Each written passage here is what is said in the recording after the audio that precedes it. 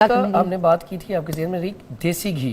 पहले औरतें देसी घी सर के ऊपर लाजमी मालिश करवाती थी। देसी घी से बालों की ग्रोथ बढ़ती है और बाल खुश्की सिकरी उसका खात्मा होता है, सिल्की होते हैं। मोस्टली जब प्रेगनेंसी के बाद औरतों को मैंने देखा है कि वो बादाम साड़ के देसी घी में लगाते हैं क्योंकि सर की ताकत के लिए सर कमजोर हो जाता है। तो रोगने बादाम और अगर आप देसी घी इस्तेमाल करना शुरू कर देना, महीने में 1-2 दफा आप मालिश करवा लें तो आपको किसी ऑयल की जरूरत ही नहीं पेश आएगी। उसमें बादाम साड़ के कर लें, बेहतरीन बेहतरीन बड़ा जबरदस्त रिजल्ट। वाह देखें कितनी। उसके बाद ये बड़ा आप देख रहे होंगे ये बैंगन रखे हुए हैं। अच्छा, ये आपने क्या करना है, इतना कमाल का इसका रिजल्ट है। अगर आप चाहते हैं आपके बाल जो हैं वो ब्लैक हो जाएं, अगर उम्र से पहले वाइट हो चुके हैं तो वो ब्लैक हो जाएं और बाद में ब्लैक ही रहें, तो उसके लिए आपने क्या करना है, इसको आपने 1 किलो लेना है।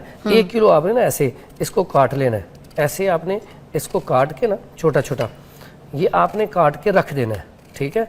अब इसको आपने ऐसे काट के रखना है, काट के रख के सुबह इसको आपने लेना है। सुबह लेके इसमें आपने क्या करना है, या तो कैस्टर ऑयल ले लें या बल्कि कैस्टर ऑयल ले लें। 1 किलो ये है, अब 1 किलो इसमें कैस्टर ऑयल डालें, इसको आप पकाएं अच्छी तरह। जब पक जाए इसको उतार लें। उतारने के बाद इसमें नारियल का तेल थोड़ा सा शामिल करें, ठीक है, और इसको आप लगाएं। यकीन करें आप कमेंट में बताएंगे कि 2 महीने बाद हमारे वाकई बाल जो हैं वो ब्लैक हो चुके हैं काफ़ी हद तक। और एक दफ़ा ये बनाया, दूसरी दफ़ा बनाने से पहले जब दूसरी दफ़ा बनाएंगे तो आपके बाल टोटली ब्लैक हो चुके होंगे। और ये आपने कमेंट में बताना है वाकई इसका रिजल्ट है या वैसे। और ये बालों को मजबूत भी करता है, गिरते बालों को रोकता भी है, साथ इसका फ़ायदा कि ये ब्लैक करता है। लेकिन मैं पहली बार जैसे कही थी कि साथ मुरब्बा आंवला सुबह नाश्ते में ज़रूर खाएँ, फिर ये ऑयल का रिजल्ट डबल हो जाता है।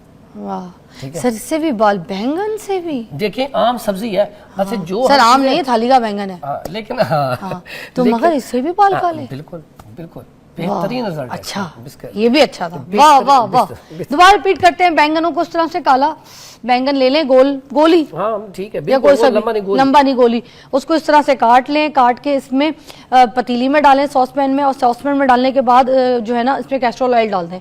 दोनों को अच्छी तरीके से पकाएं। कितने मिनट को पका लें? इसको अच्छी तरह ये जल जाए।